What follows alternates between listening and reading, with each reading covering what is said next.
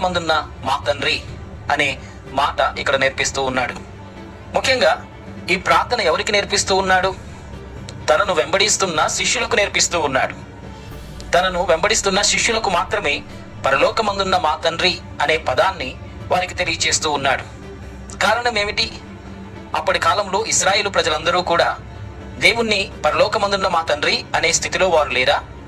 పరలోకమందున్న మా తండ్రి అని ప్రజలు దేవుణ్ణి పిలవకూడదా? అంటే ఇశ్రాయేలు ప్రజలందరూ కూడా పరలోకమందున్న తండ్రిని తండ్రి అని పిలిచే అర్హత వారు లేని వారుగా ఉన్నారు.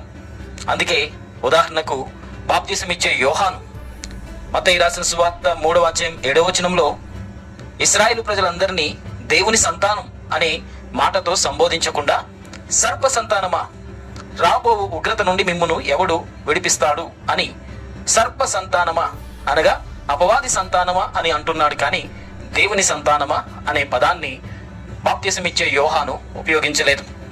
రెండవది, అదే మత్తయి రాసిన సువార్త 23వ అధ్యాయంలో యేసుక్రీస్తు ప్రభు సైతం 32వ వచనంలో ఇక్కడ మనం గమనిస్తే, ఇక్కడ కూడా 33వ వచనంలో సర్పములారా సర్ప సంతానమా అనే పదాన్ని ఇక్కడ యేసుక్రీస్తు ప్రభు కూడా ఇశ్రాయేలు ప్రజలను ఉద్దేశించి ఇక్కడ అంటున్నాడు. ఇంకా కొంత వివరంగా యేసుక్రీస్తు ప్రభు ఇశ్రాయేలు ప్రజలను ఎలా సంబోధించాడో యోహాను రాసిన సువార్త 8వ అధ్యాయంలో 44వ వచనంలో రాయబడింది. మీరు మీ తండ్రి యగు అపవాది సంబంధులు, మీ తండ్రి దురాశలు నెరవేర్చగోరుచున్నారు. ఆది నుండి వాడు నరహంతకుడై ఉండి సత్యమందు నిలిచిన వాడు కాడు, వాని యందు సత్యమే లేదు. వాడు అబద్ధమాడినప్పుడు తన స్వభావమును అనుసరించి మాట్లాడును. వాడు అబద్ధికుడును అబద్ధమునకు జనకుడునై ఉన్నాడు. ఇక్కడ యేసుక్రీస్తు ప్రభు ఇంకా కొంత వివరంగా బాప్తిసమిచ్చే యోహాను సర్పసంతానమా అని అంటే, యేసుక్రీస్తు ఇంకా కొంత వివరంగా మీ తండ్రి యగు అపవాది సంబంధులు అనే మాట యేసుక్రీస్తు ప్రభు కూడా ఉపయోగించాడు. కారణం ఏమిటి? నిజంగా అపవాది ద్వారా జన్మించిన సంతానమని నేరుగా ఇక్కడ యేసుక్రీస్తు ప్రభు వారిని అంటున్నాడా? చాలా మంది యొక్క భావన ఏమిటంటే, ఆదాము అవ్వలకు పుట్టిన మొట్టమొదటి సంతానం ఆదికాండం 4వ అధ్యాయంలో ఆదాము అవ్వలకు పుట్టిన మొట్టమొదటి సంతానం కయీను నిజంగానే సాతాను ద్వారా జన్మించాడు అనే ఒక సిద్ధాంతం ప్రపంచవ్యాప్తంగా ఉంది. హెబేలు దేవుని ద్వారా జన్మిస్తే కయీను నిజంగానే సాతాను ద్వారా అవ్వకు పుట్టాడు. కాబట్టి కయీను తన తమ్ముడైన హెబేలును ద్వేషించాడు దేవుని కుమారుడని. ఈ సాతానుకు పుట్టినవాడు కయీను అనే ఈ సిద్ధాంతం ప్రపంచవ్యాప్తంగా ఉన్నది. ఇలాగూ నిజంగానే బాప్తిసమిచ్చే యోహాను సర్ప సంతానమా లేక అపవాది సాతాను సంతానమా అని సంబోధించటం, అలాగే యేసుక్రీస్తు ప్రభు సర్ప సంతానమా అని అనటం మాత్రమే కాదు, ఇంకా కొంత వివరంగా మీ తండ్రి యగు అపవాది అంటున్నాడు.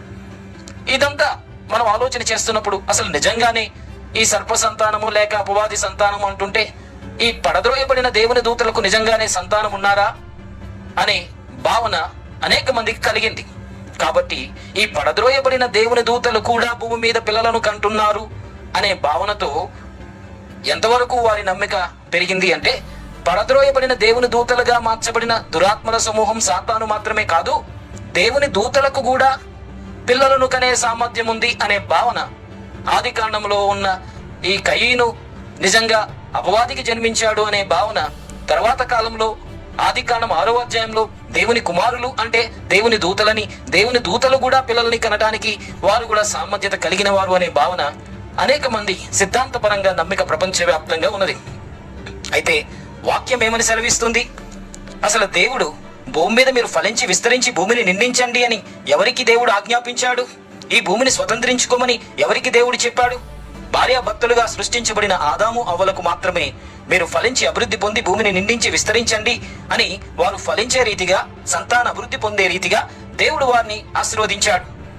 అలా అని దేవుని దూతలను దేవుడు ఎప్పుడూ ఆశీర్వదించలేదు. కారణం ఏమిటంటే, దేవుని యొక్క దూతలలో మగదూతలు ఆడదూతలు అనే 2 వర్గాలుగా దేవుని యొక్క దూతలు లేరు. బైబిల్ గ్రంథాన్ని మనం పరిశీలన చేసినట్లయితే మత్తయి రాసిన సువార్త 22వ అధ్యాయంలో 23వ వచనం నుండి 30వ వచనం వరకు మనం గమనిస్తే 7 అన్నదమ్ములు ఒకే స్త్రీని వివాహం చేసుకున్నారు. 7 మరణించారు. పరలోక రాజ్యంలో ఆ స్త్రీకి భర్తగా ఎవరుంటారు అని యేసుక్రీస్తు ప్రభువుని ఒక ప్రశ్న వేశారు. అప్పుడు యేసుక్రీస్తు ప్రభు ఏమని చెప్పాడు?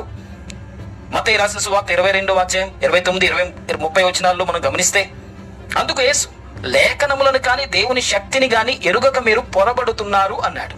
అంటే దాని అర్థం, దేవుని యొక్క వాక్యాన్ని మీకు అర్థం చేసుకోలేక, దేవుని శక్తిని మీరు అర్థం చేసుకోలేక పొరబడుతున్నారు, పొరపాటుగా దానిని అర్థం చేసుకుంటున్నారు అని అన్నాడు. అని అంటూ 30వ వచనంలో అంటున్నాడు, పునరుద్ధానమందు ఎవరునూ పెండ్లి చేసుకొనరు, పెండ్లికి ఇవ్వబడరు, వారు పరలోకమందున్న దూతల వలె ఉంటారు అన్నాడు. ఇక్కడ మనకు చాలా స్పష్టంగా అర్థమవుతుంది, అసలు పరలోక రాజ్యంలో ఉన్న వారందరూ కూడా దేవుని దూతల వలె ఉంటారు అని అంటున్నాడంటే, అక్కడ పెండ్లిళ్ళకి ఇవ్వబడరు, పెండ్లిళ్ళు చేసుకొనరు అంటున్నాడంటే, ఇక్కడ ఉన్న మగ ఆడ అనే భేదములు, ఆడ మగ అనే ఈ భేద వర్గాలు పరలోక రాజ్యంలో ఉండరు అనే విషయాన్ని చాలా స్పష్టంగా యేసుక్రీస్తు ప్రభు తెలియజేశాడు. దేవుని దూతలను నపుంసకులుగా, అంటే వారికి పిల్లలు పుట్టరు, సంసారాలు చేయరు, వివాహాలు వారు చేసుకోరు, అలాగే మనము కూడా దేవుని రాజ్యంలోనికి వెళ్ళిన తర్వాత పెళ్లిళ్ళకి ఇవ్వబడరు, పెళ్లిళ్ళు చేసుకోరు అనే విషయాన్ని చాలా స్పష్టంగా తెలియజేశాడు. ఇంకొక చిన్న మాట, మత్తయి రాసిన సువార్త 19వ అధ్యాయంలోనే ఇక్కడ నపుంసకత్వం గురించి ఒక మాట చెప్పాడు. 19వ అధ్యాయం 12వ వచనంలో, తల్లి గర్భము నుండి నపుంసకులుగా పుట్టిన వారు కలరు, మనుష్యుల వలన నపుంసకులుగా చేయబడిన నపుంసకులు గలరు అని అంటూ, పరలోక రాజ్యము నిమిత్తం తమ్మును తామే నపుంసకులుగా చేసుకున్న నపుంసకులు కలరు అంటున్నాడు. ఈ మాటలన్నీ గమనిస్తే, అసలు దేవుని రాజ్యము నిమిత్తం నపుంసకులుగా మారిపోయి, దేవుని రాజ్యం నిమిత్తం వివాహ వ్యవస్థ అనేది వారి జీవితంలో అనుభవపూర్వకంగా లేకుండా దేవుని రాజ్యం నిమిత్తం నపుంసకులుగా అయిపోయిన వారు కలరు అని ఇక్కడ యేసుక్రీస్తు ప్రభు అంటున్నాడంటే, దేవుని రాజ్యములో ఇలాంటి వివాహ సంబంధమైన వ్యవహారాలేవి నడిపింపబడవు. భూమి మీద మాత్రమే దానిని దేవుడు అపాయింట్ చేశాడు. ఆ వ్యవస్థను, వివాహ వ్యవస్థను మొట్టమొదటిగా భూమి మీద మాత్రమే ఆ స్త్రీ పురుషుల యొక్క వారిని ఏక శరీరముగానే వారిని మార్చి వివాహ వ్యవస్థను దేవుడు ఈ భూమి మీద ప్రవేశపెట్టాడు తప్ప పరలోక రాజ్యములో అలాంటిది లేదని, పరలోక రాజ్యంలోనికి వెళ్ళిన ప్రతి వ్యక్తి నపుంసకుడిగా, అంటే వివాహాలు చేసుకునే స్థితిలో అతడు ఉండడు, కాపురం చేసే స్థితిలో వాళ్ళు ఉండరు, నపుంసకులుగా దేవుని రాజ్యంలో ఉంటారు అనే విషయాన్ని యేసుక్రీస్తు ప్రభు చాలా స్పష్టంగా మనకు తెలియజేస్తున్నాడు. ఇక్కడ మనం గమనిస్తే, సర్ప సంతానమా అని అన్నందుకు నిజంగా అపవాదికి వారు జన్మించినట్టు కాదు, మీ తండ్రియకు అపవాది అని యేసుక్రీస్తు ప్రభు నేరుగా సంబోధించినందుకు ఆ పతనమైపోయిన సాతాను లేక దేవుని దూతల ద్వారా పుట్టిన సంతానం అని అనటానికి కాదు. అందుకే కొంత వివరంగా యేసుక్రీస్తు ప్రభు ఆయన ఈ సర్ప సంతానమా లేక మీ తండ్రియకు అపవాది సంబంధులు మీరు అని అంటున్న సందర్భంలో ఎందు నిమిత్తం ఆ మాటలు అన్నాడో యోహాను రాసిన సువార్త 8వ అధ్యాయంలో మనం తెలుసుకోవచ్చు. యోహాను రాసిన సువార్త 8వ అధ్యాయంలో 43వ వచనంలో ఇక్కడ ఏమంటున్నాడంటే, మీరు ఎలా నా మాటలు గ్రహింపకున్నారు, మీరు నా బోధ విననేరకుండుట వలననే కదా అని అంటున్నాడు. అంటే ఇక్కడ ఏమంటున్నాడు, మీరు నా మాటలు గ్రహింపకుండా, నా మాటలను మీరు అర్థం చేసుకోకుండా ఉంటూ ఉన్నారు. రెండవది, నా మాటలను మీరు వినే స్థితిలో కూడా లేరు, కాబట్టి మీరెవరు, మీ తండ్రి యొక్క అపవాది సంబంధులు అని అంటున్నాడు. దీనికి ముందు కొంత వివరణ మనం బైబిల్ గ్రంథంలో మనం చూస్తే, సంతానాన్ని కూర్చిన వాదోపవాదాలు జరిగాయి. 37వ అధ్యాయంలో 36 నుండి నేను చదువుతున్నాను. యోహాను రాసిన సువార్త 8:36 నుండి నేను చదువుతున్నాను. కుమారుడు మిమ్మల్ని స్వతంత్రులుగా చేసిన యెడల మీరు నిజముగా స్వతంత్రులై ఉంటారు, మీరు అబ్రహాము సంతానమని నాకు తెలియను అన్నాడు. చూసారా, దేవుడు నేరుగా లేక యేసుక్రీస్తు నేరుగా మీ తండ్రి యొక్క అపవాది సంబంధులు, అపవాది సంతానం అని నేరుగా అనట్లేదు. ఎందుకు అంటున్నాడో ఇక్కడ మనం గమనించాలి. చాలా స్పష్టంగా అంటున్నాడు, మీ తండ్రి అబ్రహాం అని నాకు తెలుసు, అబ్రహాము సంతానమని నాకు తెలుసు అంటున్నాడు. అంటే ఇక్కడ నేరుగా అపవాది సంతానం అనే మాట ఉపయోగించడం లేదు, అబ్రహాము సంతానం అనే విషయం నాకు తెలుసు, మీరు మనుషులకే పుట్టారు అని అంటున్నాడు. అని అంటూ, అయినను మీలో నా వాక్యమునకు చోటు లేదు కనుక నన్ను చంప వెతుకుతూ ఉన్నారు. మీరు అబ్రహాము సంతానం అన్న సంగతి నాకు తెలుసు, నిజంగా సర్ప సంతానము కాదు, అపవాది మీ తండ్రి కాదు, మీరు అబ్రహాము సంతానం అనే నాకు తెలుసు, కానీ నిజంగా నన్ను చంపటానికి మీరు ఆలోచన చేస్తూ ఉన్నారు.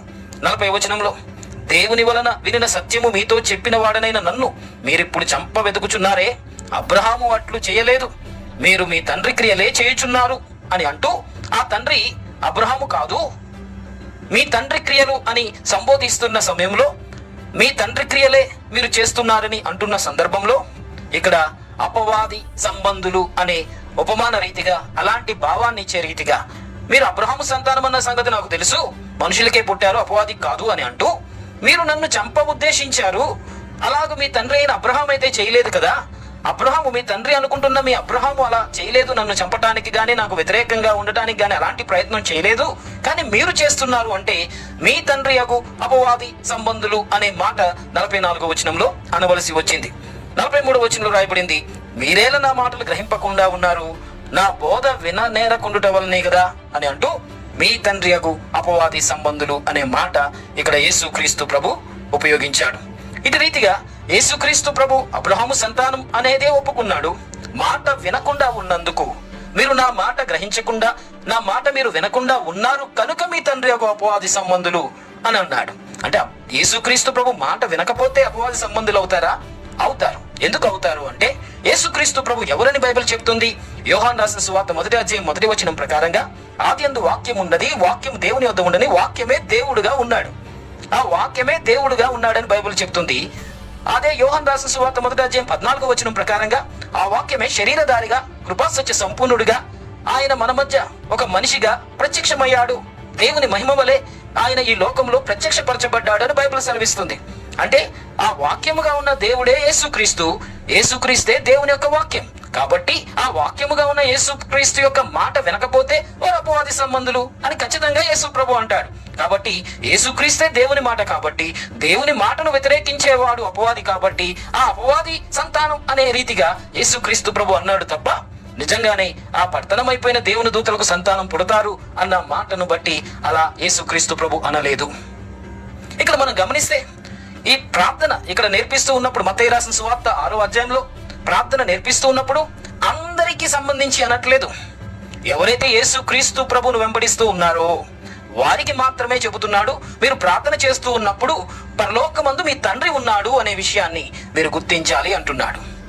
పరలోకమందు మీ తండ్రి ఉన్నాడు అని తనను వెంబడిస్తున్న శిష్యులకు ఆ ప్రార్థన నేర్పిస్తున్నాడు తప్ప, మిగిలిన వారందరూ, దేవుని యొక్క మాటకు అవిధేయులుగా ఉన్న వారందరికీ ఆ ప్రార్థన చేయమని చెప్పటం లేదు. కానీ దేవుణ్ణి వెంబడిస్తూ దేవుని మాటకు విధేయత చూపిస్తున్న వారికి మాత్రమే చెబుతున్నాడు, మీకు మాత్రమే అర్హత ఉంది, పరలోకమందున్న తండ్రిని తండ్రిగా సంబోధించే అర్హత మీకు మాత్రమే ఉన్నది అనేది ఇక్కడ యేసుక్రీస్తు ప్రభు తన శిష్యులకు, తనను వెంబడిస్తున్న వారికి ఈ ప్రార్థన నేర్పిస్తూ ఉన్నాడు.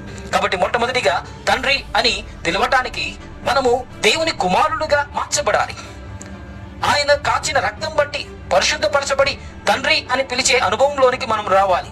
పిల్లరా, ఒకప్పుడు ఆదామని దేవుడు పిలుస్తున్నప్పటికీ, నేను నీ స్వరం వినబడినప్పుడు నేను భయపడుతున్నాను, నేను దాక్కుంటున్నాను అని ఎందుకన్నాడు? తండ్రిగా ఉన్న దేవుడు పిలుస్తున్నప్పటికీ కుమారుడిగా ఉన్న ఆదాము ఎందుకు వెళ్ళలేకపోయాడు అంటే, ఒకే ఒక కారణం, అతనిలో ఉన్న పాపం. అతడు చేసిన తప్పును బట్టి అతని మనసాక్షిలో దోషారోపణ ఉన్న కారణంగా ఆ తప్పును కప్పిపుచ్చుకోవటానికి చెట్ల పక్కన, ఆ పొదల పక్కన దాక్కుంటూ ఉన్నాడు. దేవుడు పిలుస్తూ ఉన్నప్పుడు ఆ పాపమును కప్పుకునే ప్రయత్నంలో భాగంగా ఆ చెట్లను పొదలను అడ్డు పెట్టుకుంటూ, నీ స్వరం వినబడుతున్నప్పుడు నేను భయపడుతున్నాను అని అన్నాడు. అంటే తండ్రిని తండ్రి అని పిలవలేని స్థితిలో, తండ్రి పిలిచినప్పుడు ఏంటి తండ్రి అని వెళ్ళలేని స్థితిలో మానవుడు ఉన్నాడు. అదే రీతిగా యేసుక్రీస్తు ప్రభు ఈ లోకంలోనికి వచ్చేంత వరకు కూడా తండ్రిని తండ్రిగా పిలిచే ఆధిక్యత ఎవరికి లేదు. అందుకే యేసుక్రీస్తు ప్రభు ఇందాక తెలియజేసిన రీతిగా కుమారుడు స్వతంత్రుడు, కుమారుడు స్వాతంత్ర్యాన్ని మనకు అనుగ్రహించాడు. ఆ స్వాతంత్ర్యం ఏమిటంటే, ఏ పాపమైతే మానవుణ్ణి దాసుడిగా చేసి బంధించిందో, దేవుణ్ణి తండ్రి అని పిలవకుండా ఆ బంధకములో బంధించిందో, ఆ బంధకము నుండి మనకు విడుదల కలుగజేసి దేవుణ్ణి తండ్రి అని పిలిచే యోగ్యత, అర్హత యేసుక్రీస్తు ప్రభువు ద్వారా ఆయన మనకు అనుగ్రహించాడు. కాబట్టి ఎందరైతే తన్ను అంగీకరించిరో, అనగా తన నామమునందు విశ్వాసం ఉంచి వారందరికీ, ఈ దేశస్థుడని లేదు, ఆ దేశస్థుడని లేదు, ఏ దేశస్థుడైనప్పటికీ, ఏ ప్రాంతం వాడైనప్పటికీ, ఏ భాష మాట్లాడేవాడైనప్పటికీ తండ్రి అని పిలిచేవాడు దేవుని కుమారుని యందు విశ్వాసం ఉంచాలి. ఆ కుమారుని ద్వారా మనము దేవుని పిల్లలుగా మార్చబడితేనే కానీ తండ్రి అనటానికి మనం యోగ్యులము కాదు అనే విషయాన్ని మనం గుర్తించాలి. యేసుక్రీస్తు ప్రభువును వెంబడించిన వారు, ఆయన దేవుని కుమారుడని అంగీకరించిన వారికి మాత్రమే మీరు తండ్రి అని పిలవండి, ఆయన పరలోకమందు ఉన్నాడు అని ప్రార్థన చేస్తున్నప్పుడు పరలోకమందున్న మా తండ్రి అని సంబోధించండి అనే ఒక ఉన్నతమైన, ఆయన మనవాడు, మా దేవుడు, మా తండ్రి అని సంబోధించే రీతిగా, ఆయనకు మనకు ఉన్న సంబంధం, ఆయనకు మనకు మధ్య ఉన్న సహవాసాన్ని తెలియజేసే రీతిగా ఈ ప్రార్థన మనకు నేర్పించాడు.